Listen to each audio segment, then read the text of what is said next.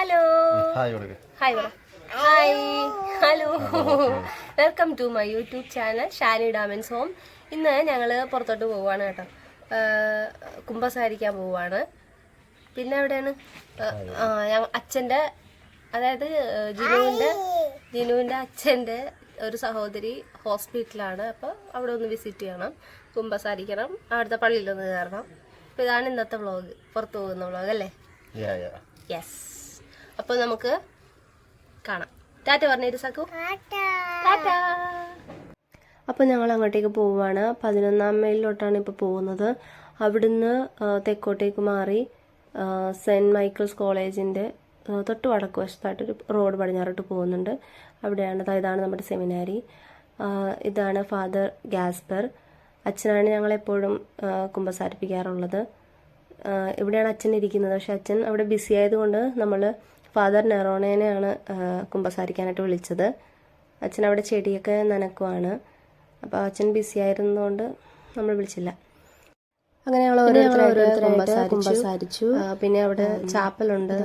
ഇതാണ് ചാപ്പല്. ഇതാണ് father നെറോണ.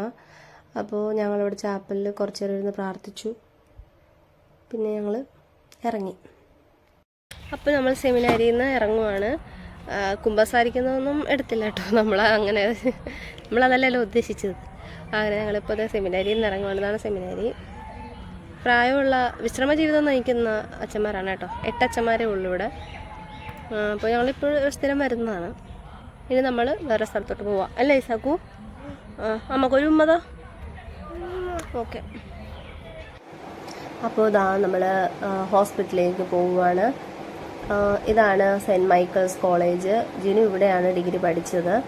ഇങ്ങോട്ടേക്കല്ല, actually hospital ഇപ്പോൾ ജസ്റ്റ് കോളേജ് ഒന്ന് എടുത്തതാണ്. അങ്ങനെ ഇതാ നമ്മൾ KVM ഹോസ്പിറ്റലിലേക്ക് എത്തി. ഇവിടെ വല്യമ്മച്ചി കിടക്കുന്നുണ്ട്.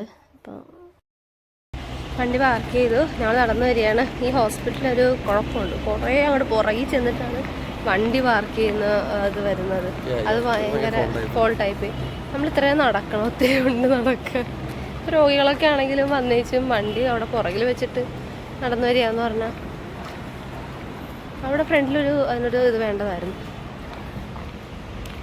അങ്ങനെ ഹോസ്പിറ്റലിൽ നിന്ന് ഞങ്ങൾ നേരെ പോയതൊരു വാച്ച് കടയിലേക്കാണ്.